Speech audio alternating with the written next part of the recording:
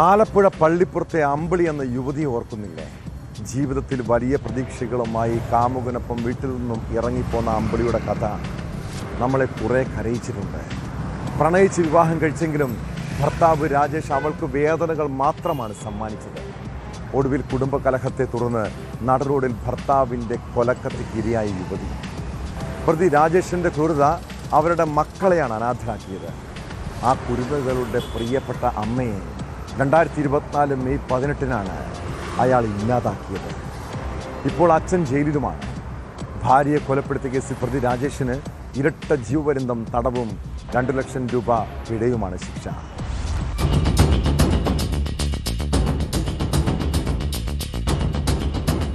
പള്ളിപ്പുറം പള്ളിച്ചന്തയ്ക്ക് സമീപം നടുറോട്ടിലിട്ടാണ് 2024 മെയ് 18 അമ്പിളിയെ രാജേഷ് കുത്തിക്കൊലപ്പെടുത്തിയത്. കുടുംബ വഴക്കിനെ തുടർന്നായിരുന്നു കൊലപാതകം. കടകളിൽ കളക്ഷൻ നടത്തിയിരുന്ന അമ്പിളിയെ പിന്തുടർന്ന രാജേഷ് കഴുത്തിലും മുതുകിലുമായി നിരവധി തവണ കുത്തുകയായിരുന്നു. ഉടനെ സ്വകാര്യ ആശുപത്രിയിൽ എത്തിച്ചെങ്കിലും ജീവൻ രക്ഷിക്കാനായില്ല. തിരുനെല്ലൂർ സർവീസ് സഹകരണ ബാങ്കിലെ കളക്ഷൻ ഏജന്റായിരുന്നു അമ്പിളി.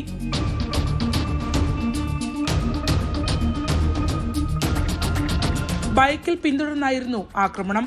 നാടിന് നടുക്കിയ കേസിൽ പ്രതി രാജേഷ് കുമാറിന് ഇരട്ട ജീവപര്യന്തവും 2 ലക്ഷം രൂപ പിഴയുമാണ് കോടതി ശിക്ഷ വിധിച്ചത്. വിധിയിൽ പൂർണ്ണ തൃപ്തരാണെന്ന് അമ്പിളിയുടെ ബന്ധുക്കൾ പറഞ്ഞു. കേസിൽ 19 സാക്ഷികളെയാണ് പ്രോസിക്യൂഷൻ വിസ്തരിച്ചത്. 49 രേഖകൾ കോടതിയിൽ ഹാജരാക്കി.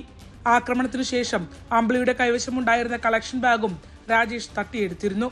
വിധിക്കെതിരെ മേൽക്കോടതിയെ സമീപിക്കുമെന്ന് പ്രതിഭാഗം അഭിഭാഷകർ അറിയിച്ചു.